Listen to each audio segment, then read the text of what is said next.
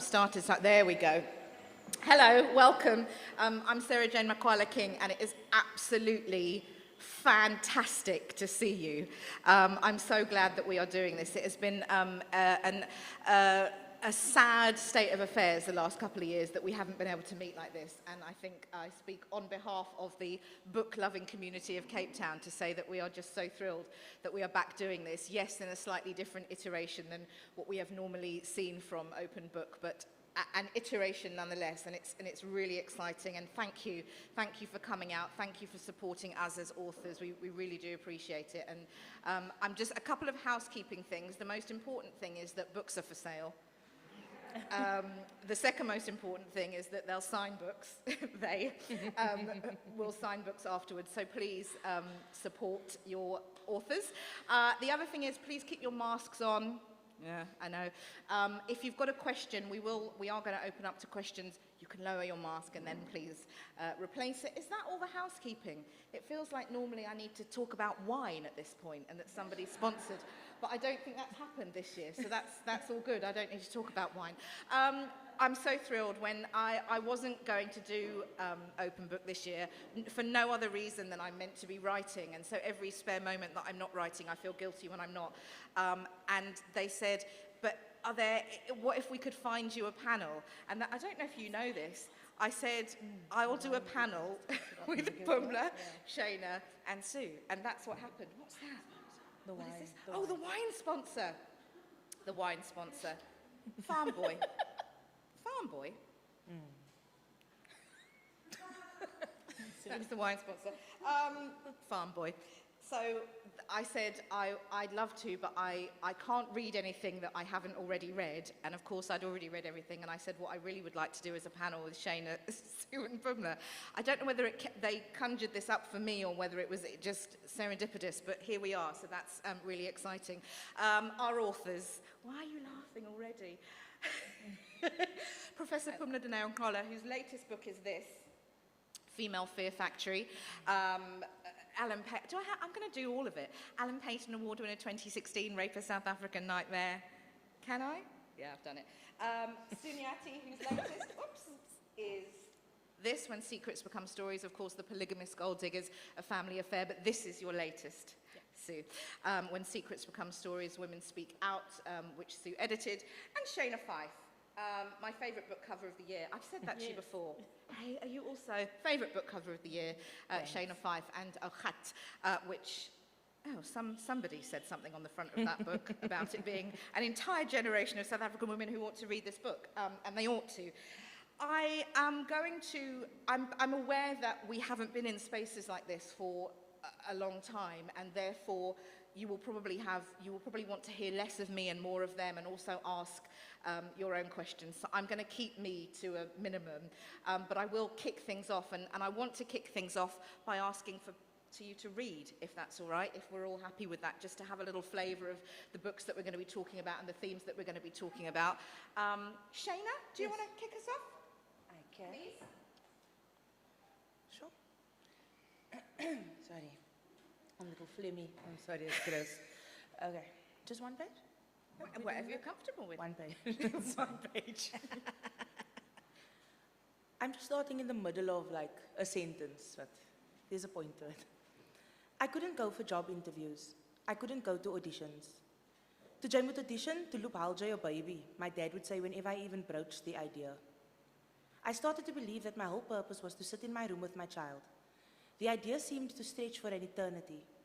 Day in and day out, I sat with, nursed, stared at this child without feeling anything. At least I didn't feel anything positive. The days and weeks blurred. The expression is a cliche, but I remember those days all merged into a silent, painful montage. There was a lot of quiet crying and staring at him. I wanted him to die in his cot so badly. One morning, the anxiety and sadness were so overwhelming that I chose to stay in bed longer than usual. I felt the pain in my throat just sit there. That cramping feeling that happens when you try to swallow emotion. It wouldn't go back down and just made home in my lymph nodes as I physically tried to gulp them down. Sydney was sleeping next to me on the bed. He was so tiny. I looked at him, but instead of anger that morning, I felt sorry for him. God had given him me as a mother. I had nothing, I was nothing. He was a bastard child to an unwed, unemployed lady. What a shitty hand the world had played him. I turned on my back and stared at the ceiling, relieved that he hadn't woken up yet. My mother walked in and peered in through the chink in the curtain that hung next to my bed. Kom, staan op en maak skoon. You need to get this place cleaned up. He's still sleeping, Mommy. We were up late last night. So, she had a smirk on her lips. She was enjoying this. I am very tired, I responded. Of course is jy tired, Shana, but iemand van jou stature kan nie net lê nie. So, I'm going to ask if you would read something for us, please. Good afternoon, everyone. Can you hear me? Okay, good afternoon, everyone. So I'm going to read a piece from a piece written by Robin Porteous. She was one of the contributors to this anthology, which is, non-fiction accounts of gender-based violence that women experience in the life cycle of womanhood.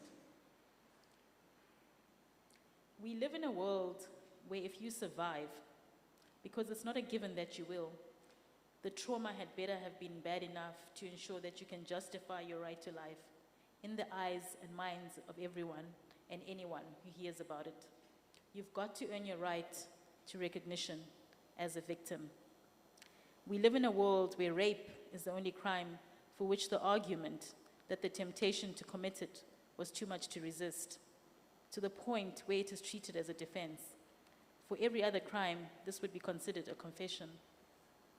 Instead of feeling relief at finally having found the strength to speak the words I needed to speak, I felt raw, as if a wound had been ripped open, blood and pus oozing onto everything.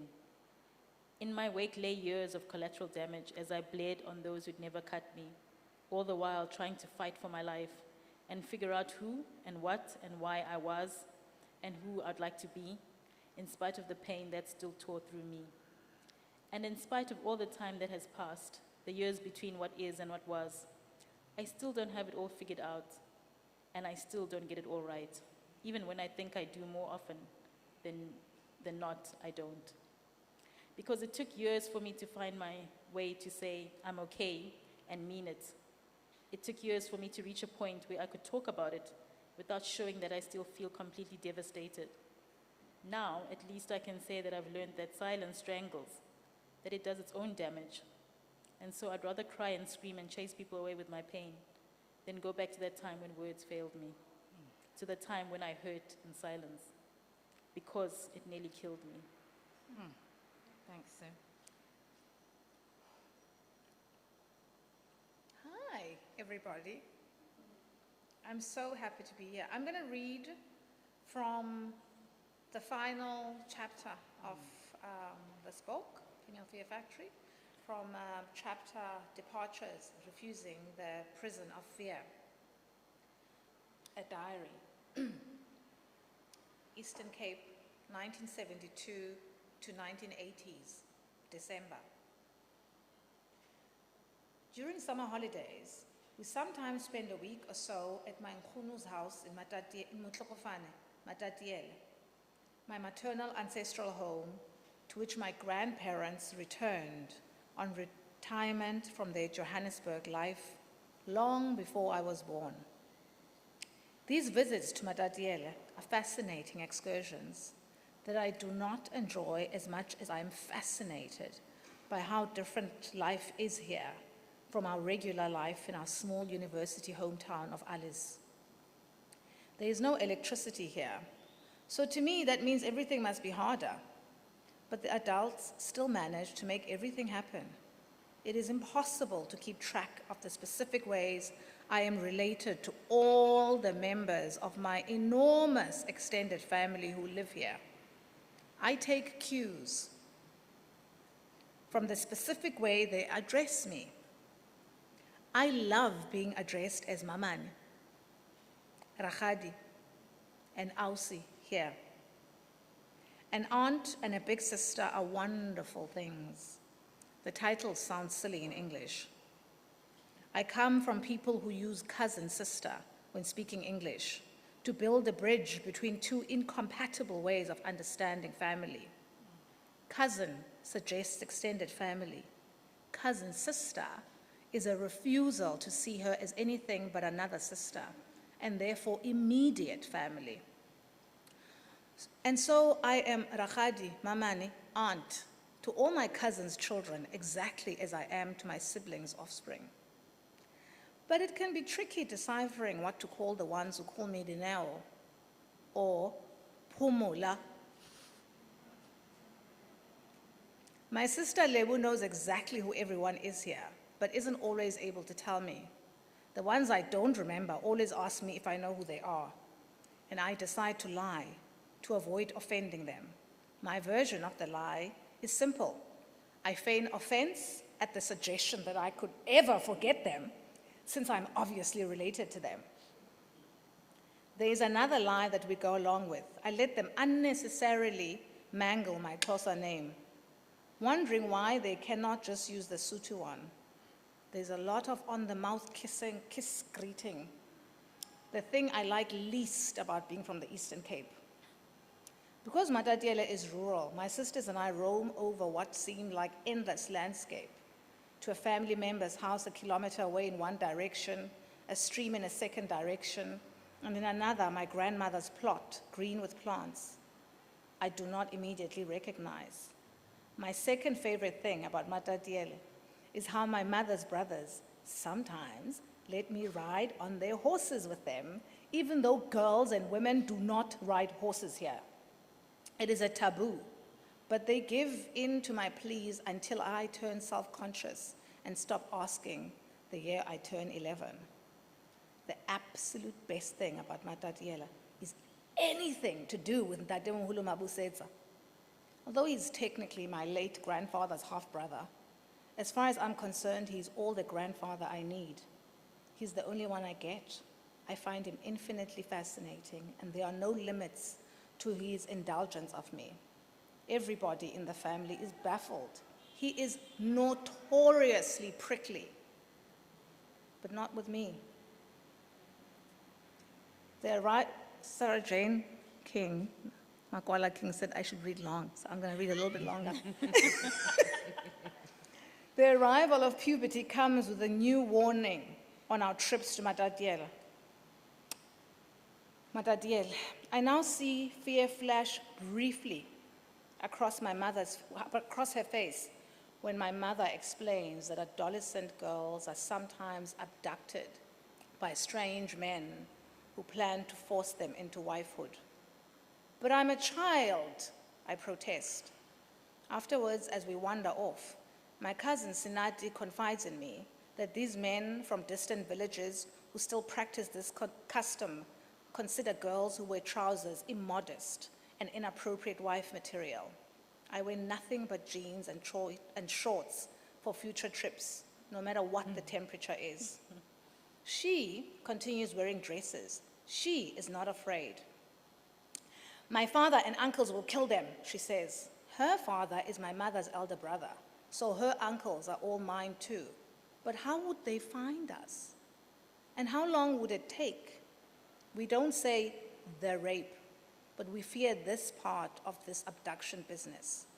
Nyathi, like my sister Lebu, can be very strange.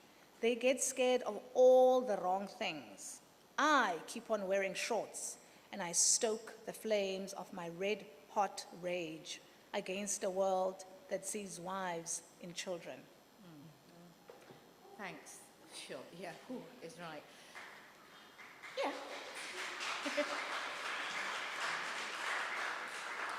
Folks, you're going to have to forgive me. The reason I keep looking at my phone is because I left my notes at home, so the notes are on the phone.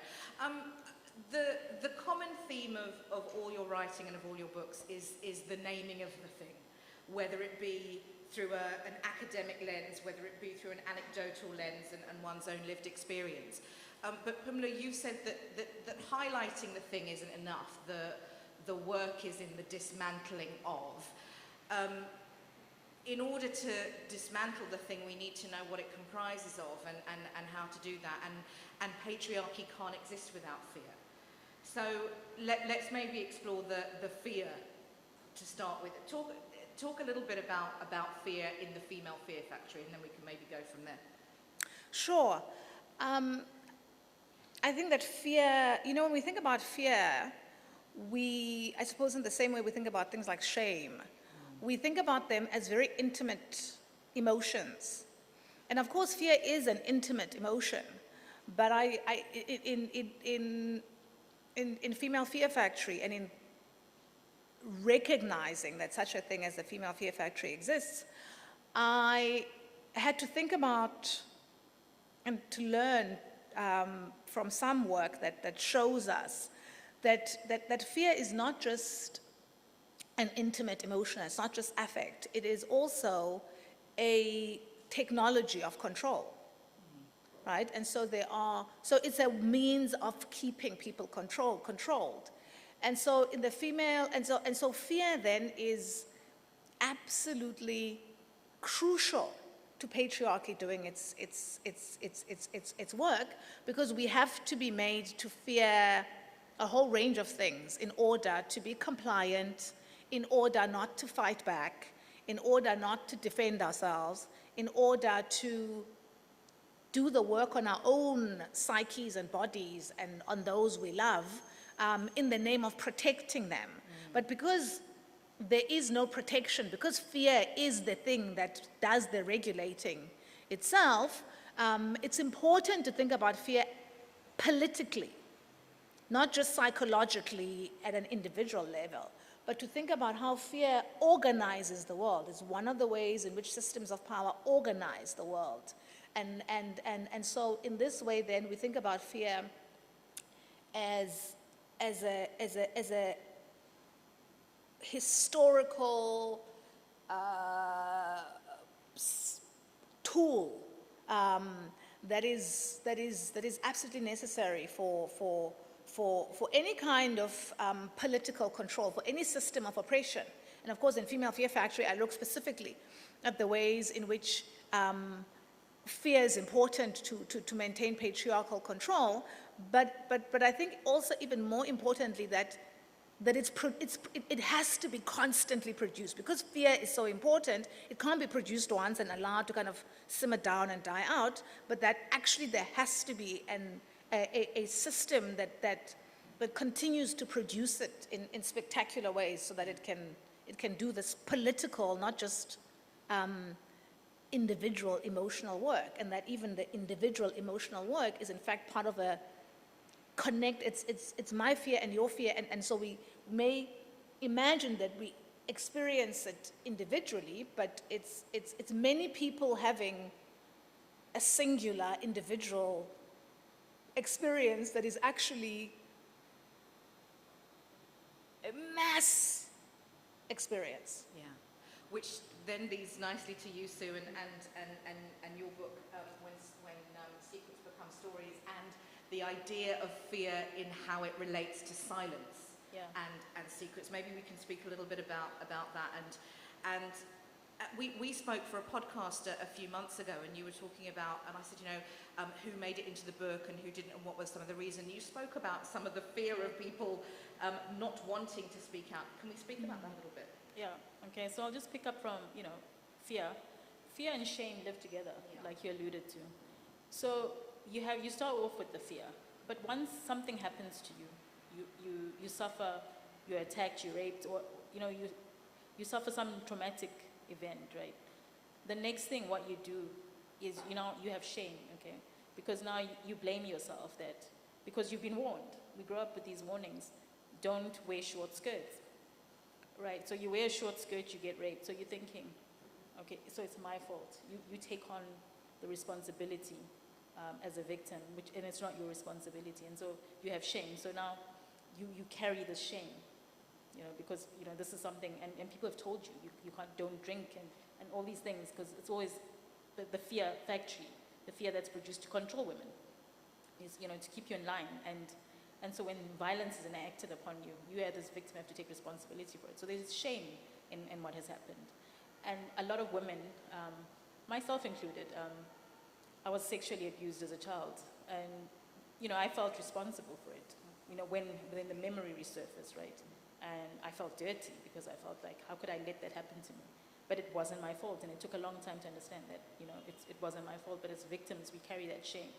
So it's then when you're reaching a point where you say, okay, this is not, my shame. And when you start to speak out against it, it sort of releases you from that burden that you carry. But once again, even in speaking out, there's fear. There's fear of rejection, fear that you won't believe. There's always fear that you'll be stigmatized because of what happened to you. And sometimes, even those, you trying to unburden yourself by telling people doesn't always land well, always received well. So that's why, people end up, still being afraid to speak out. And like I said in our previous conversation, that even though there were contributors who did write stories, right? But even then, they held back because once it's out there, it's out, and there's also judgment. So sometimes it's not like people will be empathetic. There's always that other people who will be judgmental. So there's a lot of other, the things that go into, that thought process of to say, okay, what are the consequences of me speaking out? Yeah. And you raised such a beautiful point about the marriage between shame and fear. Yeah. And Shana, we have to move that. Okay, yes. It's like that, what was that thing between two ferns with Zach Galifianakis? It's ridiculous. To follow on from Sue's point is the judgment. And what's so extraordinary for me about your book is that the response to your book from an awful lot of people has been me too. Me too, that was my experience. And gosh, she's saying what we've experienced. And it came out in 2021, and there was this feeling of, wow, this bold new voice, and you are a bold new voice, but it's extraordinary that you are a new voice. And I wonder, around the fear and the silencing and the shame, which is a huge theme in your book, that you paint a picture of a construct, of a culture that is entrenched in shame and judgment and ultimately fear, right? When you think about the fear and the shame how do you feel about that? What's the fear that you write about in your book? Because I think I know what it is, but I'd like to know for you, how does fear present for you in Awkhat? I think, particularly with Awkhat, the fear is sort of the fear brought down from all of the women from the previous generations. But they give it to you as, like they've said, you see, they know the consequences of acting a certain way. That fear is passed down to you to protect you. So you have this weird relationship with that fear. You know all of it's bullshit, right? You know, can I say what? Yeah. All of it's, yeah. Fuck yeah, you can say that, yeah. You know it's all nonsense. Yeah. But because you look up to these women, and how can my mother and my grandmother and my great-grandmother be part of this patriarchy, You don't know patriarchy as a child, but you certainly know the feeling of the patriarchy. So you're like, if my mommy and my mom and everybody else acts this way and they're respectable and they're safe, then I need to listen to them. And you sort of get this weird love-hate and abusive relationship with this fear that keeps you in line, even though that line is not real. So I do deal with it differently to a Fear Factory and but it's still the same thing. It's just presenting in a different way. And I don't know if that is particularly because I write specifically Cape Flats, coloured, this is what I've experienced. The fear is part of my life and it keeps me safe, so I love it, kind of, But I still need to unpack it. But I certainly know that it ties into, we're scared of the consequences. But it's the relationship our mothers and grandmothers had with that fear is very different to, I think, my generation, and a little bit older and younger than me. Can I just jump in there, Shana? I don't even think it's just peculiar to you as a coloured Cape Flats. When I was reading your book as well, as a black girl, I also grew up, with the same kind of fear. I could relate. That's why I'm saying your book resonates. We were all raised the same as girls. We need to be demure, and then we have the church. You have to, good girls do this, bad girls do this, and that's, where the shaming comes in. And the thing is, patriarchy is also enforced by women in our families. And that's, they reinforce that tradition. And like you say, we pass it from one generation to the next. I want to kind of stick a pin in that and maybe at some point go back to dismantling internalized patriarchy, which I'm not equipped to do, but you are. I want to just pick up on something that Shana said, and you talk about this, Pumla, in your book about and the reason why you give different global examples of the female fear factory.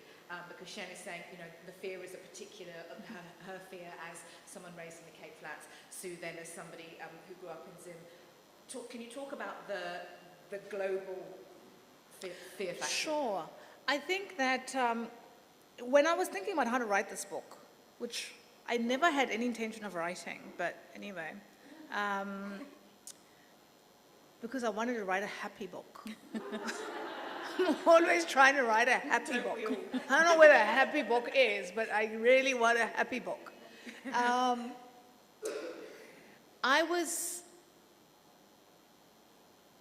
So just a little bit of background.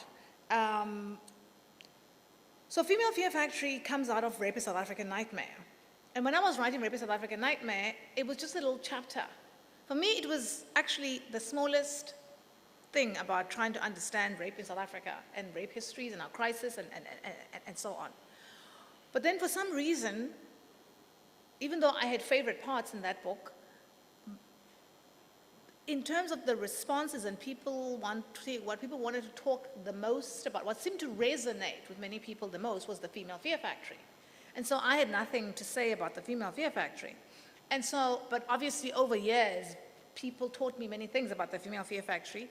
And so when I wrote this book, then I was trying to think about, okay, so now I've thought about the Female Fear Factory for a few more years. I do have a few things to say. But it felt really important that it not be about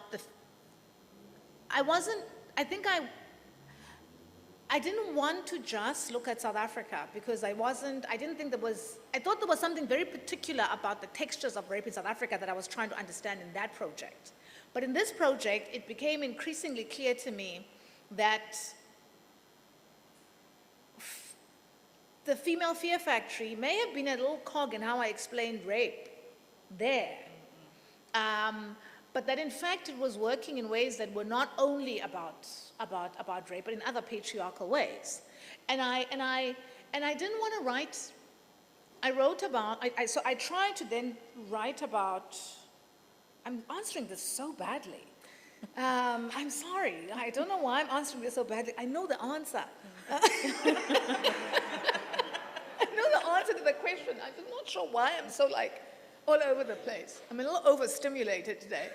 I haven't been out much, so I'm like a toddler, oh, so great, I don't know what to say. I'm going to start rolling around on the floor. Okay, so let's start again, quickly, crisply.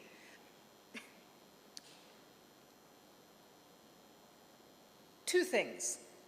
I wanted to write about how the Female Fear Factory manifests itself or plays itself out or reorganizes the world, because I was convinced it wasn't a South African phenomenon.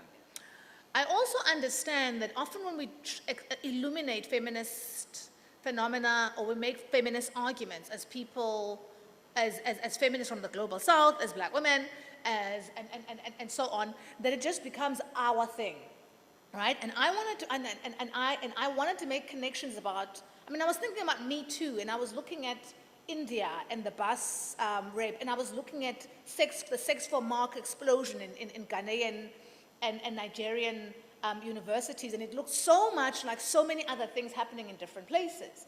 But often when we use kind of examples from different places in the world, it becomes, oh, El Salvador, femicide. You can only use El Salvador for femicide. You can only use rape for South Africa. You can only use medical experiments for Zimbabwe in the 70s. You can only, so the example then kind of sticks to the place and the place becomes exceptional. And I thought that, so I write in Female Fear Factory in a way that makes connections, but I try to make connections to things that don't look the same, right? So I show the ways in which the Female Fear Factory works very differently, but also very similarly in societies that seem to have nothing to do with each other. So I started with Johannesburg and street and sexual harassment, street sexual harassment, and the campaign, the feminist campaign for the right to drive in Saudi Arabia. Now, nobody is gonna, nobody would ever think Saudi Arabia and South Africa or any, like post-apartheid South Africa, are anything alike, right? I mean, we are a country, even at our worst, we take women driving for granted. We would never I mean, you know, like, right? And we assume that and so I try to juxtapose situations that superficially look very different or that are really very different to show the ways in which the female fear factory actually is a global phenomenon. Yes, there are very particular ways that some things happen, but actually the ways in which fear organizes and structures gender and imprisons people and offers this lie of safety as a way to kind of bully us into being its foot soldiers sometimes is very similar across the world. So the particular specific story may be Pumla's or Shana's or Sue's or my SJ's, but if we don't fixate on the particular, the ways in which we can see that there's something very similar in what's happening to Salma Hayek around I don't know, Harvey Weinstein, as we see in Jyoti Singh, in responses to Jyoti Singh in India, even though Hollywood is not Mumbai or Delhi. Actually, it was Delhi. I don't know if I've answered, but I think that's the answer. And then I think, so Sue, when you then sit down to compile a book like this, the stories in which are incredibly different. I'm thinking of Kathy's story versus perhaps somebody else's story. Why that? Why such a broad spectrum? And how that also? How does that come about? How do you go about selecting the voices to appear? Is it clinical? How does that come together? So, you know, I wanted to showcase, you know, the experiences of, you know, women, different women. So for me, it was important to show women of different demographics in terms of color, race, income, you know, where they live, geography, urban and rural. And just to show that, you know, no woman is immune to violence, okay? You could be living in Sandton, you could be living in rural KZN, but you're all vulnerable to it. And I also wanted to have, you know, different, you know, personal stories, because what I find is that when we talk about violence, we always put, you know, numbers and statistics, and while stats are great, and we have them at the end, like, you know, comprehensive research on this, you know, stats to give the picture, but it's also, numbers also have the thing of numbing emotions. You know, people have become numb to violence, and it's always important to have, you know, that the stories, you know, to hear, you know, the faces who've suffered that violence, and to hear their stories, and I think that's very, very important, and to stoke the empathy in people that know it's more than just another reported statistic. It's somebody's life and lived experience, and we should have, you know, handle it with more care. Because a lot of times people read something, a woman disappeared, oh, it's another woman who disappeared. And that's how, you know, society has become so lackadaisical in reacting to violence. And what that means is the more you become nonchalant about it, the more it becomes more, it can happen. And people just like are passive towards it. And we want to stop that. We should still be aggressive towards violence to try and to stop it. So, yeah, so that's what that book was about. And then how did I get the contributors? I mean, initially when I started, I approached writers that I knew, you know, and I was like, would you like to, you know, contribute to this project? But you need to have suffered some sort of, you know, GBV.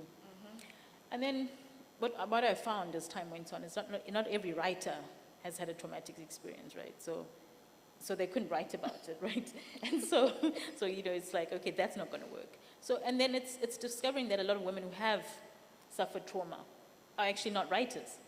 So, but they had a story to tell. So it's now them telling me the story. And in some instances, I had to write the story for them. So whether they sent me voice notes or just, you know, narrated it, and then, yeah. So it's that kind of, then the exercise evolved. And like even then, like I'm saying, you know, I started with a certain number of contributors, like people dropped out along the way because they couldn't, it's like reliving the abuse again. So it was hard. So I had people who came on board and dropped. Some people who came on board and said they'd submit and a year passed. and they still didn't submit, but they were still on board. But, I had to, understand that, it's not an easy thing to, the subject matter to deal with. Yeah, but, in the end, there's some writers who contributed, and, they've told me that, they can't even read the book because, and some prefer to stay anonymous. So it's difficult because even after you've put your story out there, you're still not sure if you want to put your face to it as well, even though your name is on it, yeah. Yeah. Pumla talks about dangerous acts required to, better than I, the dangerous acts are required to dismantle the patriarchy, essentially. Does that mean dangerous women? Are you a dangerous woman, Shana? Do you consider that you are in the context of Pumla's... Of course. Yeah, I think so, but I don't think those actions need to necessarily be big. Okay. Every single thing that we do that isn't the way the patriarchy wants it to be is a dangerous action, because it pisses them off. Yes. Yeah. So I very much pride myself on doing shit like shaving my head and wearing pants, like you were speaking of, and just anything, going to work every day, being able to, tell the boys in the office, no, do it this way because I said so. It feels lekker, because now you can do that. And I know that there were women 50 years ago who wished that they could wake up like me. Even though my life was traumatic and all of those things, I still have a lot of things that my mother and her mother couldn't do. So that everyday act of rebellion is satisfying, and I think they see it as dangerous. I still encounter men every day who think that women belong in the kitchen, and it sounds ridiculous, but they 100% believe that they are better than us. Not everybody, I mean like these individuals now because they were raised by a system that told them they were better than us. And I enjoy pissing them off so deeply, because why not? So I find those acts to be dangerous. Can you be a dangerous woman and still exist with the fear? Yes. I mean, that's where the danger comes from. You're still scared, but you're doing it. Sure. So then if we are to accept then that without fear, patriarchy can't exist, but we want to dismantle the patriarchy, that means looking at the fear. Or what do you call it? Unlearning the fluency of fear. What is that?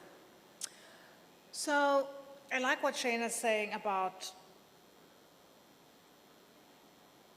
you can be, of course we're afraid because it's this big system, right?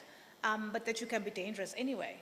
And what's interesting, of course, in what she's saying and what I'm hearing and what I absolutely agree with is that, so I argue that we're all fluent in the grammar of the female fear factory, right? So we part of being socialized into femaleness, which is what we are, it's something that is made, not something that is born. We're not born. Is this idea of what exactly to fear, which is why it needs to be a factory, right? It needs to keep being, but if it needs to keep being manufactured publicly and spectacularly in order to keep us in prison, we also need to continuously do even we feel it because we can't not feel it because we don't exist outside of society. But like Shana says, there are things that dangerous women before us did, right? That chipped away. And there are ways, there are fears, there are aspects of the female fear factory that we are not fluent in that our mothers were. Yeah. And their dangerous behaviors made certain things possible for us, certain things for us to take for granted, and that's how we create it, right? I mean, we sabotage the fear factory in active ways all the time, but we also create that chain reaction, right?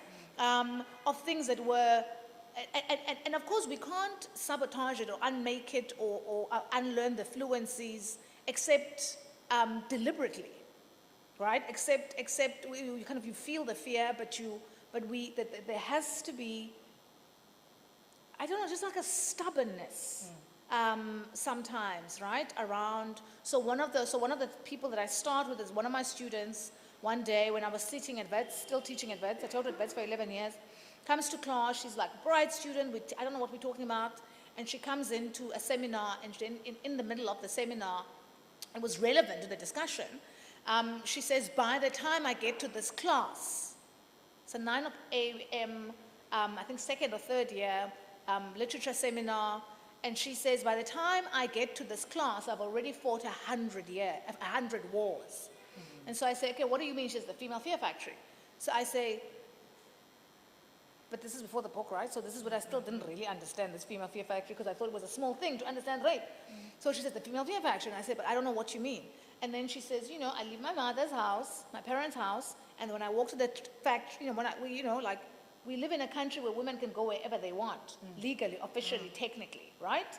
But there are reminders all the way. So she says, I'm walking from their gate to catch the taxi or the bus, and people are commenting menacingly on my body. I get into the taxi. There's a story in the news about a taxi driver on Oxford Street that is abducting women and raping them, and none of us in Joburg know what the taxi looks like. People say, it's a white taxi. Like, that is on Oxford. On which route on Oxford? What is going on? Now she's under, and then she gets in the taxi, and she's scared, is this the taxi driver? Is this the taxi? Is this, you know, and then she gets off in the middle of Joburg, and she walks to Wits, and then she's scared someone's going to get her. So in addition to the usual fear of crime, there's also the additional kind of fear that comes from kind of navigating public spaces. But here's the thing. She walks from her mother's house to the bus stop or the taxi rank. She gets into the taxi. She walks across Joburg. She comes to that class. She occupies that institution, which is also violent, right? And that becomes, it is normal, right? It has become normal that we move through spaces, so the fear continues to exist, but it is not unquestioned fear. And it may seem, as we're living through it in this age, it may feel like it's a kind of a pointless, endless situation. But we also have to remember that it's only very recently in the history of this country that a young black woman could have made that trip that we now take for granted. And even with having to fight 100 battles by the time she gets to my class at 9 a.m., maybe if she had been born 30 years before or 30 years before, she would have fought 1,000 wars and been felled by them, right? And so I think that's what I'm hearing, and so there's certain things that we don't have to think about, even though the fear is still there. We can chip away at it, and so unlearning the fluencies is that process. The fluency of fear is that process of not accepting it, of refusing to accept that it's natural. But it exists, so of course it affects us. But we can act in certain kinds of ways. So like Sue is saying, yes, of course it's scary to disclose, right? Like we like to pretend that, the fear is only in keeping the secret. And once you disclose your own sexual violation or any other kind of violation, then you are free. Like, there's silence and imprisonment. And then when you come to voice, you are free. But I mean, that's not true, right? But there was also a time where speaking about violation in the first person would have been impossible, right? And so it's big, but you know, this is how we shift. And maybe in a few generations, some of the things we fear will be unthinkable for women who are our equivalents at that time. So yes, we do the dangerous work because it's the only way to chip away at it, and it's the only way to make it not future generations' vernacular. I was just saying that's the point. I think that's the point of why we do all those things like our mothers and our grandmothers did. I want my daughters to wake up, to make it about me. I want my daughters to wake up in a world where that's not a thing anymore. The fear must be at its most minimal. You know, and it sounds like foofy and cliche, but it's a real thing. That's why I'm willing to be the fall person for this, like this time. So that they don't have to, they can fight 10 wars. And hopefully none, but there will always be a new thing that we need to go through. Yeah. Because it's a factory. When for the last point for me really, all three of your books came out, last year. In terms of the response to your work, and Sue, yours is a little bit of a nuanced question in terms of, you've got this book which is non-fiction, but then A Family Affair which was fiction but dealt with some of the similar themes. What does the response to your work thus far tell you about the landscape in which we are having this conversation in 2022? So with The Family Affair, it also deals with gender-based violence, right? But the ending, it's a tragic ending. And a lot of women will say, but why did you end it that way? You know? Because there's this expectation that, people must live happily ever after. And I didn't want to punt that narrative. Because a lot of the times, even when women leave abusive, toxic relationships, right?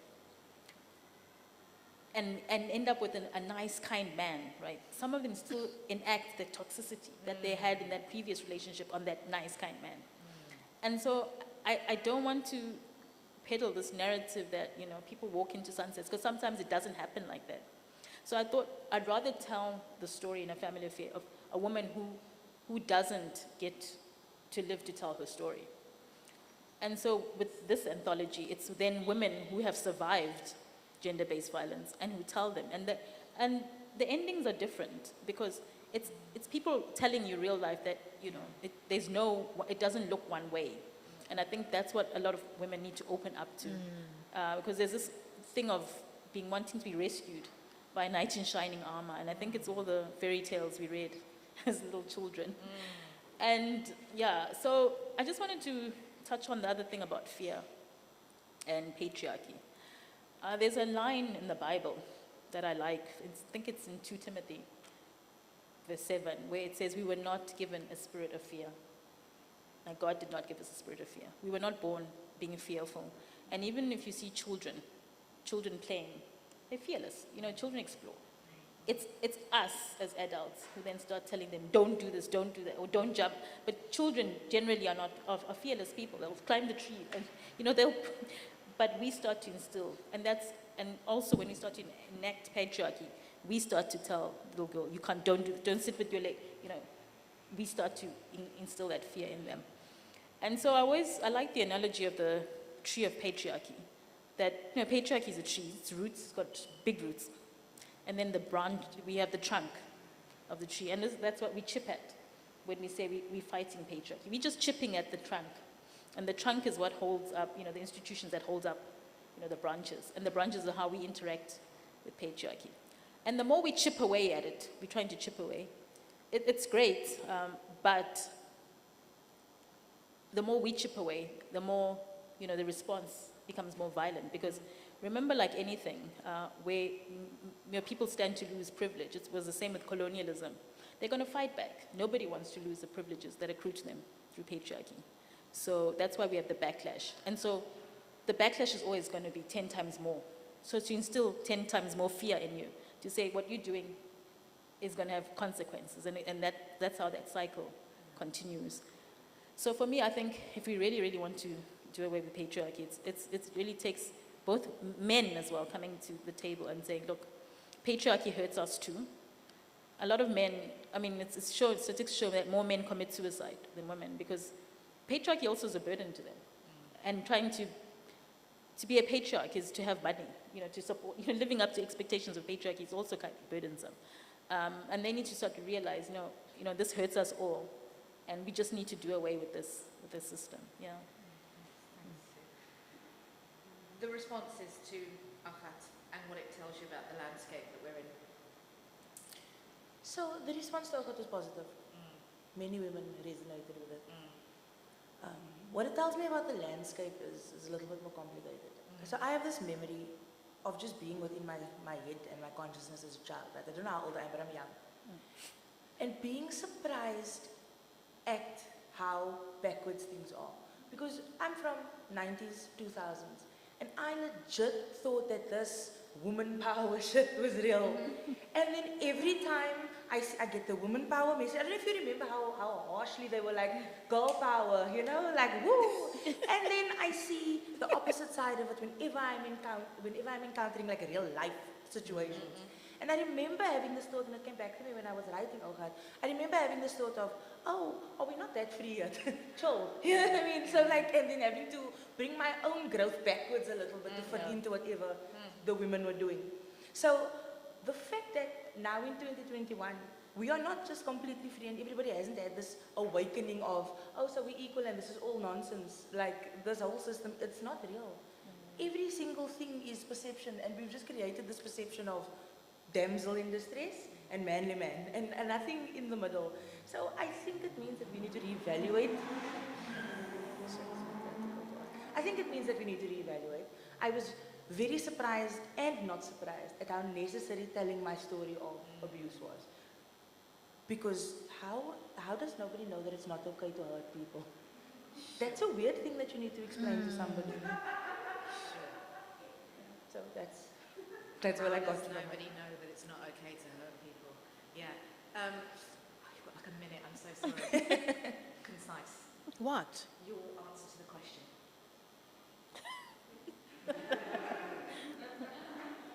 Well, I do have a concise answer because Female Fear Factory is the response. The only reason I wrote a book called Female Fear Factory was because of the response to a chapter called Female Fear Factory in Rape a South African Nightmare. And so I suppose it explained something, it taught me, the response taught me something else about patriarchy that I didn't, and how it, you know, so it taught me, now of course I've been a feminist forever, but it was the response to that chapter of that book that led to this book as even a possibility. And so the response to the book, I don't really know. I kind of haven't gone anywhere. This is the first time I've been out and talking about the book, so I don't know what the response is yet. Why are you rolling your eyes? Like, I don't. I mean, I know how much it's selling, but I don't really know what people are saying.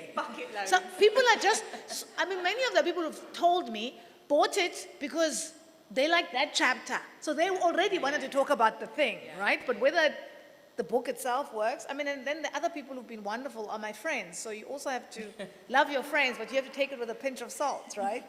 Because they already think you're clever and fabulous. That's why they're your friends. We do. We've got like 3 minutes. I'm so sorry. Having said that, I was going to not talk at all. Has anybody got a question? And we're going to, yes, in the front, in a beautiful pink dress. Hi, can you hear me? I have a question to the panel. You write so much about violence, about hurt, about rape, about GBV in all its forms, about the patriarchy. How do you not become desensitized to it? How do you still keep it not intellectual, and how do you empathize and not just shut down? Can I go for it? Yeah, sure. Okay, I'll answer from my perspective. So that was actually quite a challenge. I, at one point, didn't want to hear anything more by women because it was triggering me and I wanted to shut it down. And when I did, I realized that was just me sort of stopping my own healing. So that took some growth. And now, because I've spoken to, since that point, hundreds of women who share their story with me, it can sort of get like, I know this is going to go, yes, it's all the same. I try to encounter everybody as an individual and see them as the human that they are and know that it's external to myself. So I don't know how it's going to go. Their story is specific and different and as traumatic as it is for them. So mostly the seeing that person as a person, which I think sometimes we don't do. Because like you said, it's become a number. I try to not see them as a number. I try to know your name and your surname and the you that now went through this thing that has changed your life forever. Okay, so from my side, I mean, with this book, it's non-fictional, but personal narratives that I compiled together.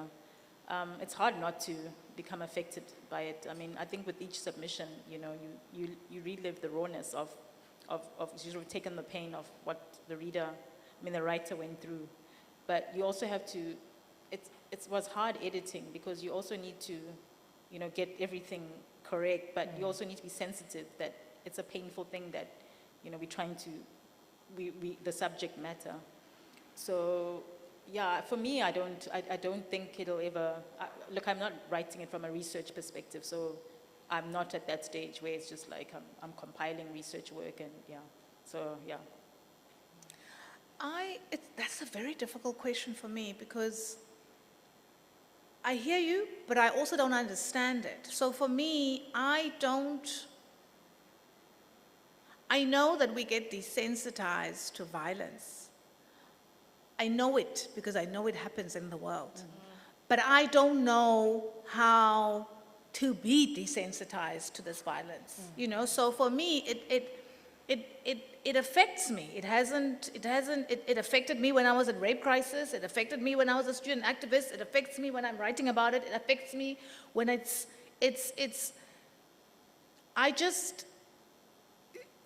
feel too much all the time. Now, my whole life is not about violence, but it's never just a thing that I'm working on. It's in my life, it's in my, you know what I mean? Like I'm trying to answer, like I'm not dismissing your question, but I'm just not clever enough to understand how people get desensitized to it. I know it's a thing because I observe it. So my thinking brain can see people saying, but I just experientially, I don't get it. Like when I was crisis counseling and Rape Crisis, it was too much, but we did what we did. When I'm listening to individual people, sometimes, if anything, I think it's the other thing for me often. It's how, the struggle for me is how not to be a constant lighting rod. Because the problem is that when you write about violence against women and then you do the stuff and you do your work and you committed feminists in the world and so on, but you somehow, through no plan, something that you do becomes very visible and people know who you are, is that sometimes I'm at the Pick and Pay and people say to me, let me quickly tell you what happened to my daughter, and now I'm like, I really just wanted to get my sparkling water because I haven't slept and I just ordered chocolate and sparkling water, and I'm not victimized, I'm not, and so if anything, my struggle often is to, okay, Pumla, what are we going to do now? We're going to do something really superficial and run away from this because I was saying to someone at breakfast this morning that I teach. I spend most of my time talking about weird, unruly things. Like I teach literature, I talk about joy and creativity, but I spend 90% of my invitations being invited to talk about bloodied women. And I'm like, can someone invite, I'm really good at really badly behaved women. Can someone invite me to talk about how much fun that is? So I don't know that I often battle when people say, and I suppose part of my work, part of my commitment is working against that desensitization because I don't really understand. Like Shana was saying, what was that wonderful sentence you said? Why do people, it's a weird thing. It's pretty fucked up that we have to explain to people who are not from another planet that it's not okay to hurt people. Like, I don't get it. I don't get how you get to a point where there's so much people hurting people that it's it's just it doesn't matter, people hurt people. I'm wired. I missed the thing when I was being made, the thing that disconnects the thing so that you can be desensitized. They didn't put that thing in me. So it's missing. There's a thing missing. So I don't really get it. You'd have to be a sociopath, I think. Because they don't feel. You'd have to be a complete sociopath. Is there any other? Are we about to be chased out? No. Good, let's have at it. Are there any? Sure. Can you wait for the roving microphone? Otherwise we can't hear you. She asked if you are desensitized by violence. I just want to make a comment and say that the fact that you are writing and and creating awareness is a chip against the fear factory, like you say. That's just my comment I want to make. It does. I think you should continue, and you shouldn't be desensitive. We must continue so that we can chip away against the fear factory. Like Thank you so much.